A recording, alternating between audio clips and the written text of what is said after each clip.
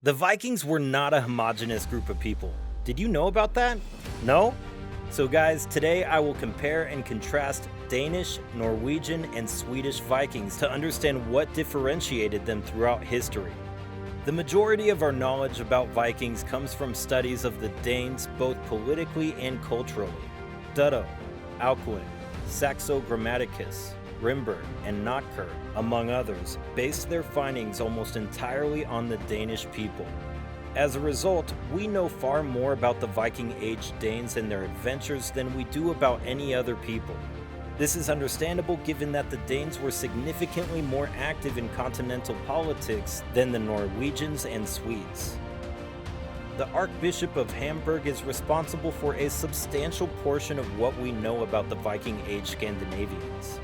The preacher Ansgar started expeditions to convert the people of Scandinavia to his faith as early as the 820s. Although scholars frequently reject his assertions, he restored some of the first testimony on Viking Age civilization. Efforts to Christianize the Danes in particular lasted virtually the whole Viking Age, and later academics such as Rimbart and Thietmar of Mersburg built on Ansgar's findings. Theirs is some of the most convincing evidence of Viking Age Scandinavian civilization, and archaeologists have backed up much of what they said. Unlike their Norwegian and Swedish counterparts, the Danes seem to have been a geographical, cultural, and military force from the mid-8th century onward. In the Annals of Fulda, even the Franks agreed that the Danes have been the most formidable of the Northmen.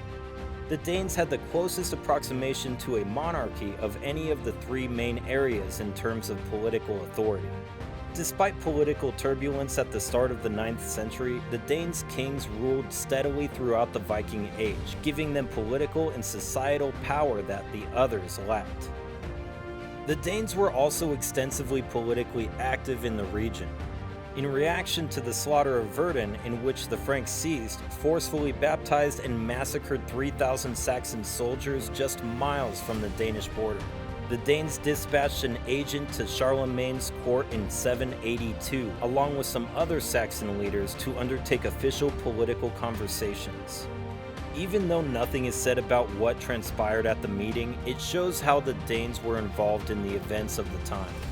Some chronicles allege that they didn't emerge out of nowhere in 793.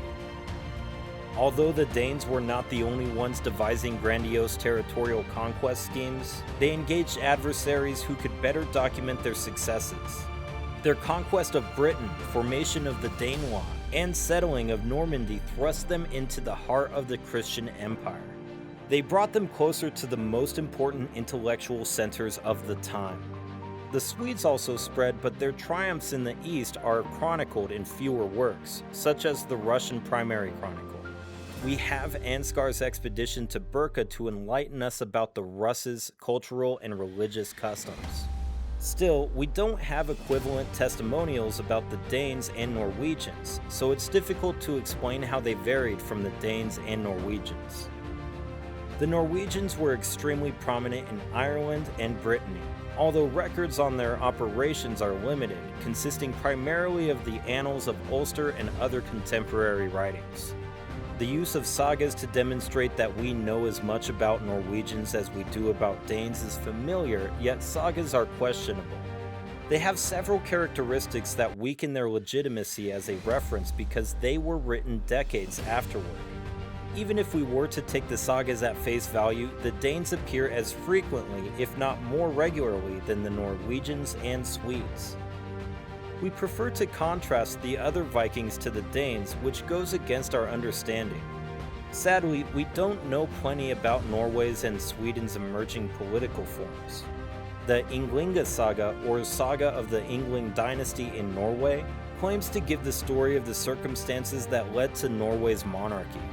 Yet it says little about their society's structure, their impact on adjacent peoples, or the cultural underpinnings that fueled their goals. We do know that the Norwegians were ready to launch attacks ahead of their Danish relatives. They were among the first to invade Ireland and western France, and they are considered to have pulled out the raid on Lindisfarne. But they did not have the same impact over Europe as the Danes.